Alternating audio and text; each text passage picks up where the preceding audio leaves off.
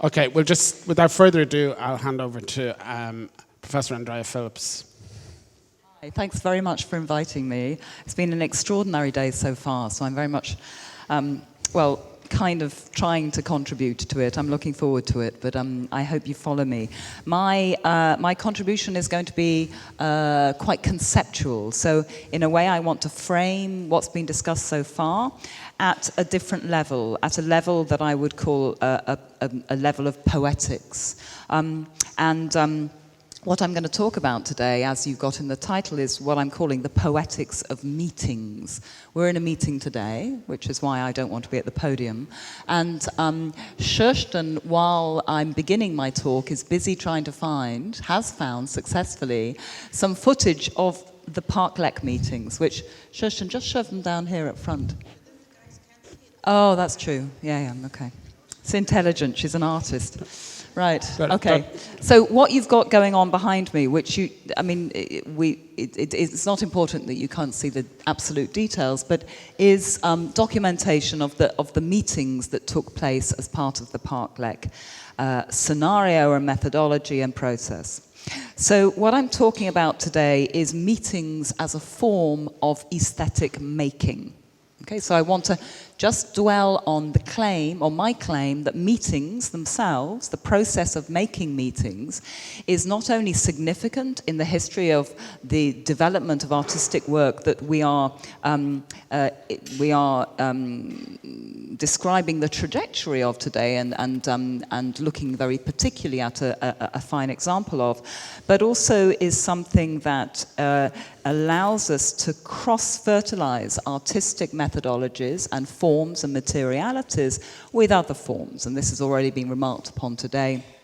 Forms of that come from different disciplines, not only academic and intellectual disciplines, but also disciplines of making in planning and in organization and in note-taking and in inviting. So all the kind of things that we normally think of as outside of the box of the work that we make.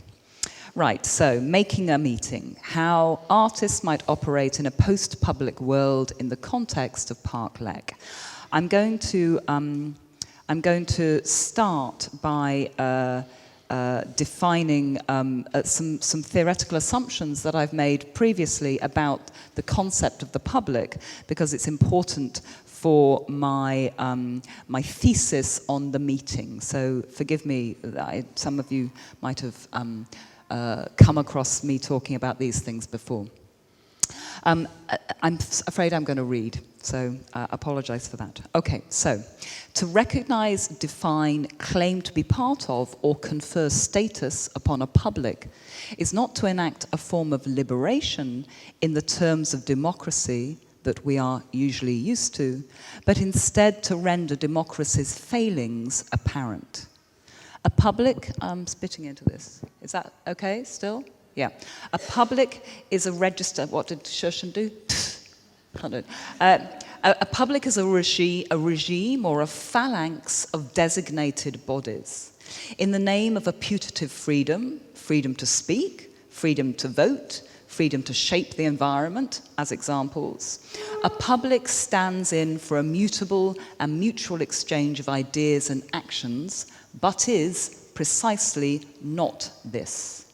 A public is a tool conferred by the powerful upon the powerless, from those that conduct opinion polls to those who decide the law to those that finance and run galleries and museums.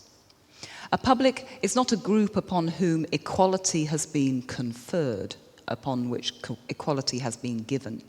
Rather, it is a group who suspend equality in the name of consensus. This is very apparent in contemporary Europe, I would say contemporary Denmark, I hazard to say that in this context, where public opinion is marshaled to simplify all agendas, from the limit level of greenhouse gas emissions to the amount, and this is why I'm referring to Denmark, of refugees allowed to settle in or must be exported from any one state. Although, of course, today on the news we also find out that Sweden is doing this as well.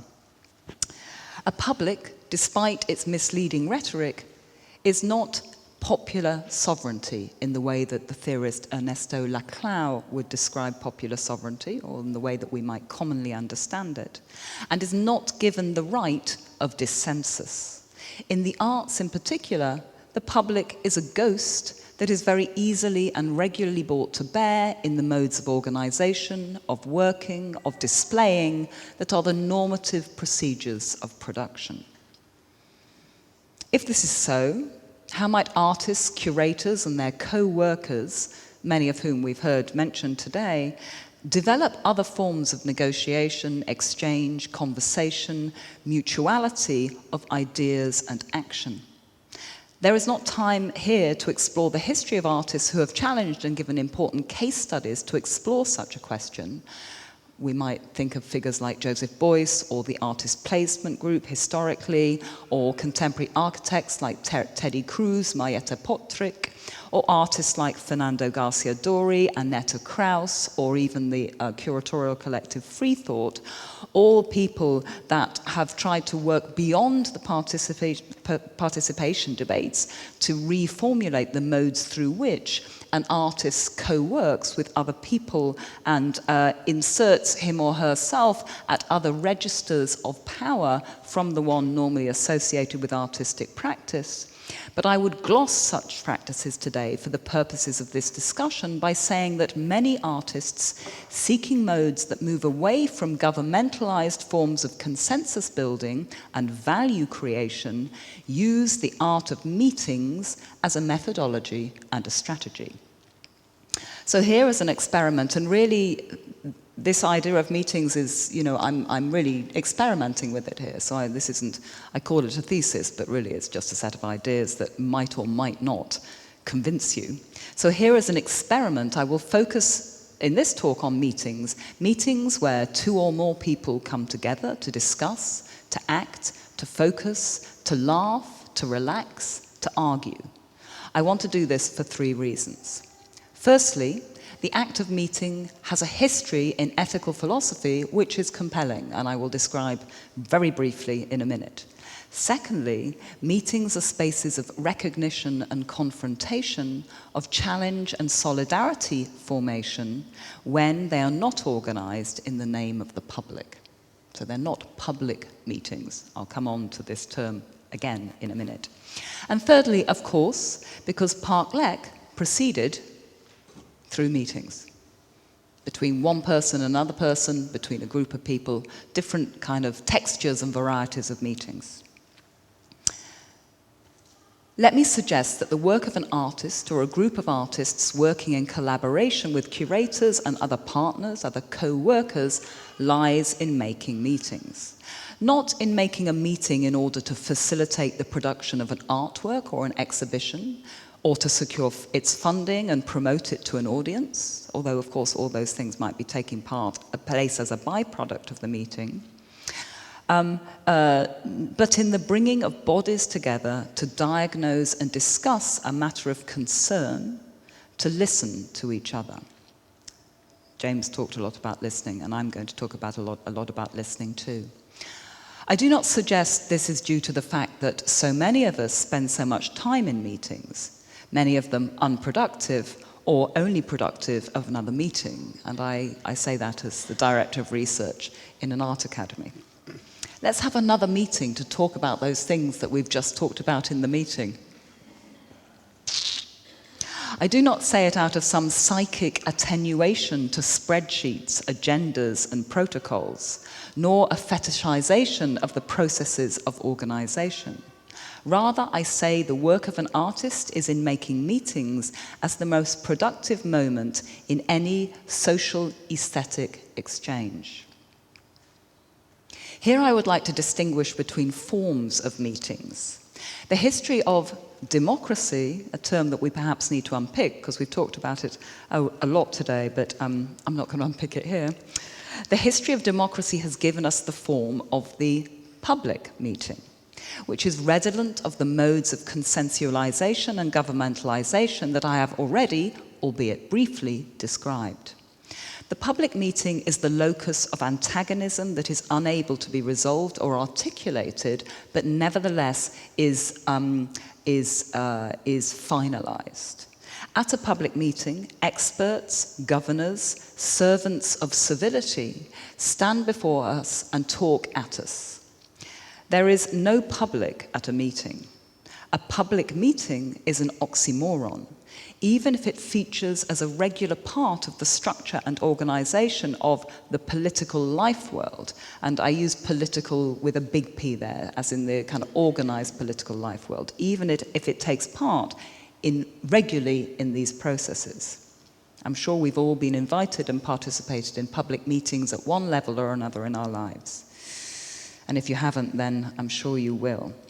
A public meeting is an event in which a few experts tell a concerned audience, the public, what decisions have been made around a certain event or place, and then perform an exercise described erroneously, so mistakenly, as public consultation.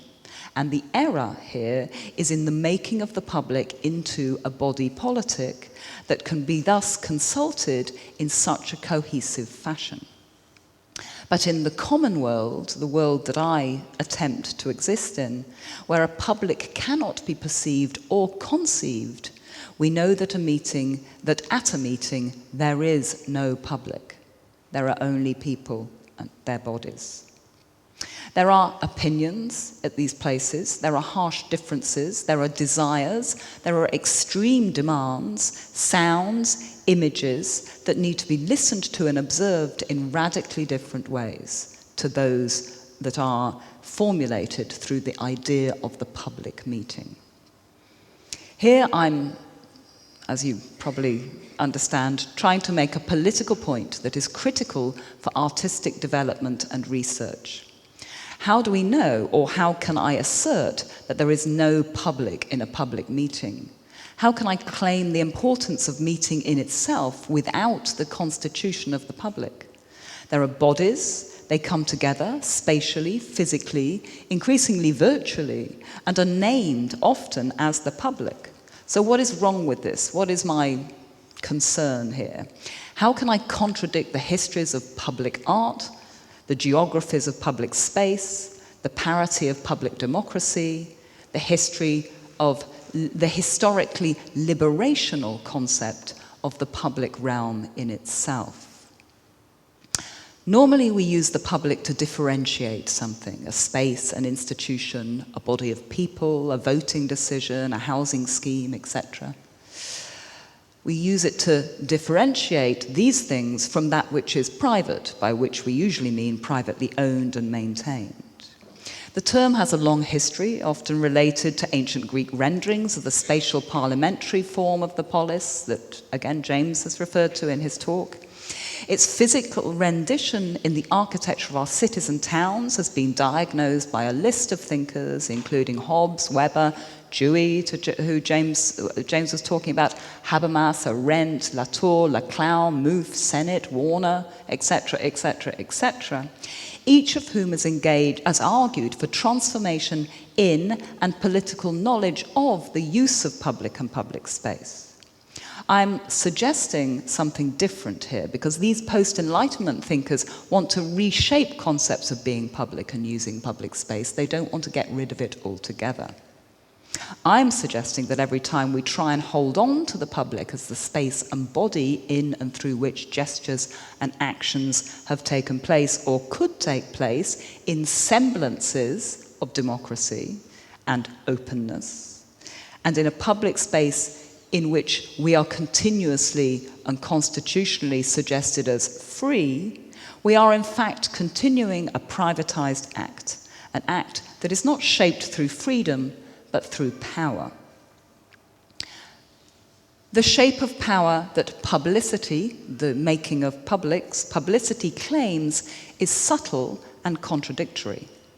Constituting a public as a form of freedom is in fact producing a structure through which hierarchies and orders are established and maintained. It is clear from my earlier example of a public meeting, at least it's clear to me, where people voice their opinion and are told that they have participated in a democratic system. It is also clear in public art, in which arts institutions produce work for a public that remains a body in anticipation of its future freedom, a promise that is never, of course, achieved by the institution of public art, and is always in a suspension that is controlled by an artist or a set of artists and their commissioners. Artists who make meetings, on the other hand, and here I will include Kirsten Bergendahl, deal in the micropolitics of community and or network administration by choice and necessity. This is work that is political not simply because, as is the case in Park Lek, the project that we've been examining all day, it moves towards the production of a community-negotiated social space, although I think this is what Park Lek is trying to do, but because the work that it entails repurposes the work of an artist. And I know that here there are many artists like Kirsten that have been involved in and are involved in practices that follow similar methodologies. Now I've lost my space.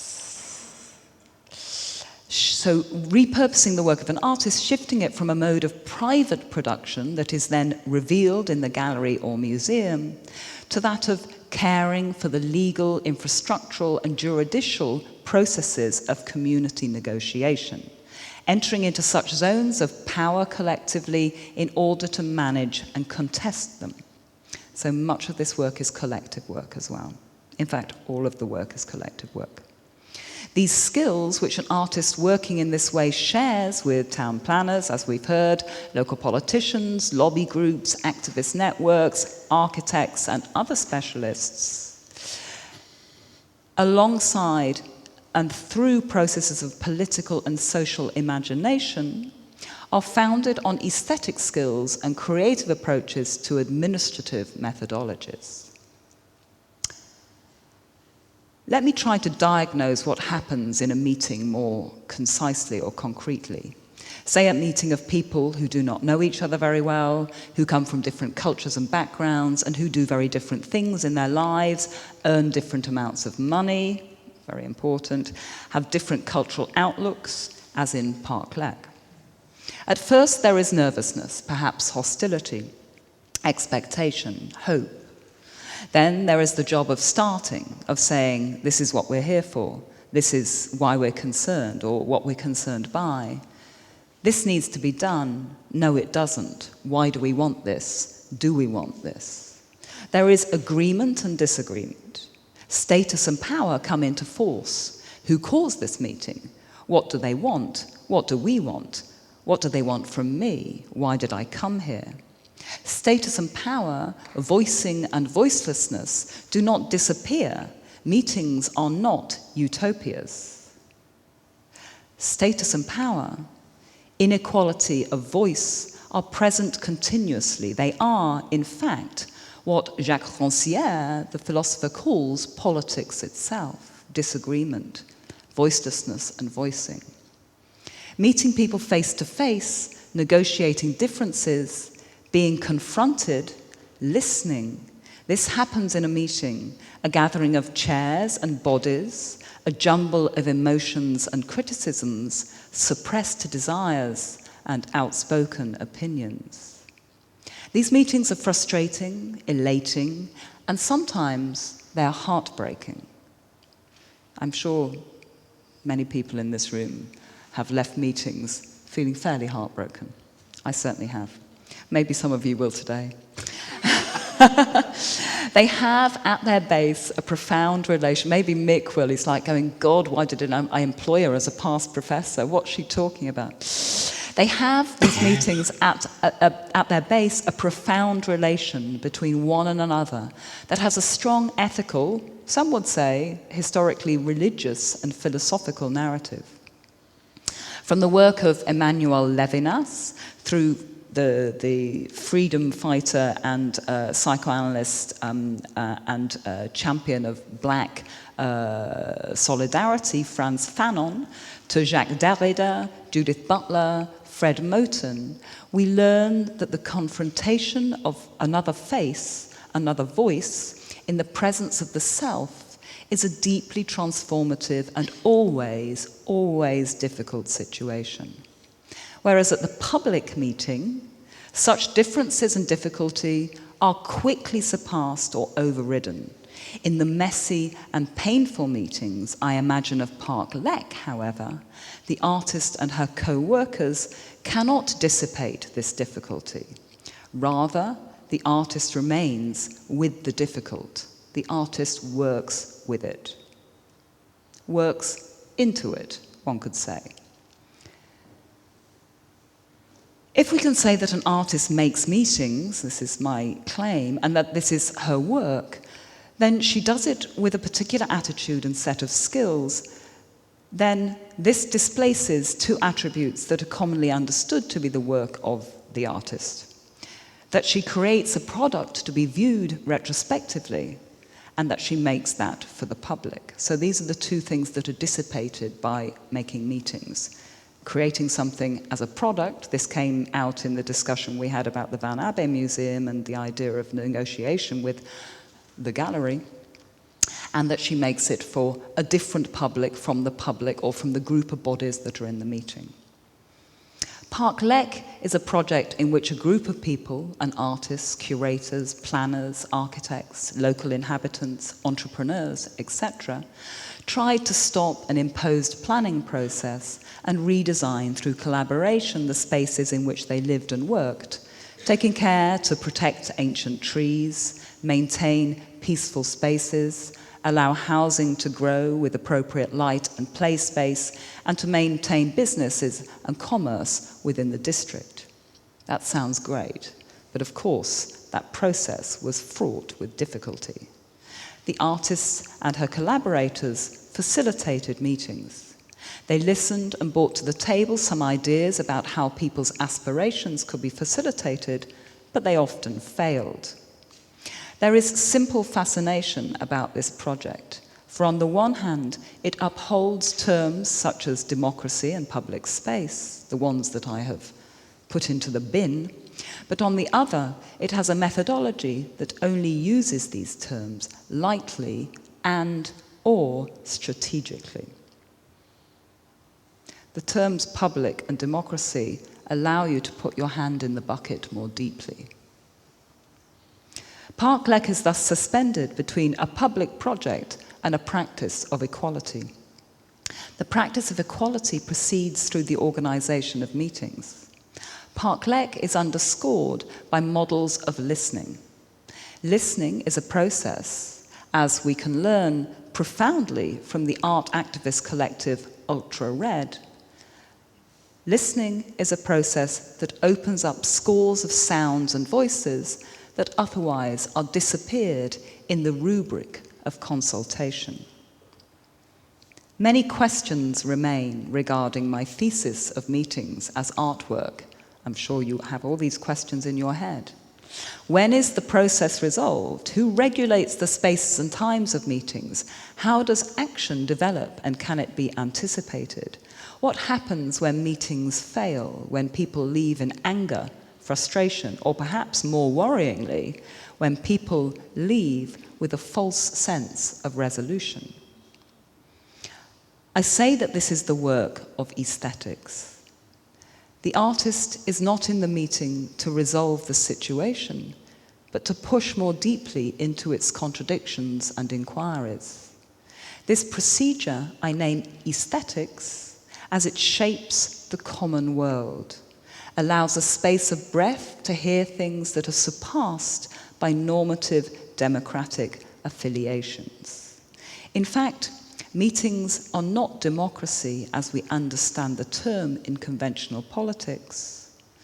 If arranged in struggle and desire, if opened up to difference by an artist, they become something else.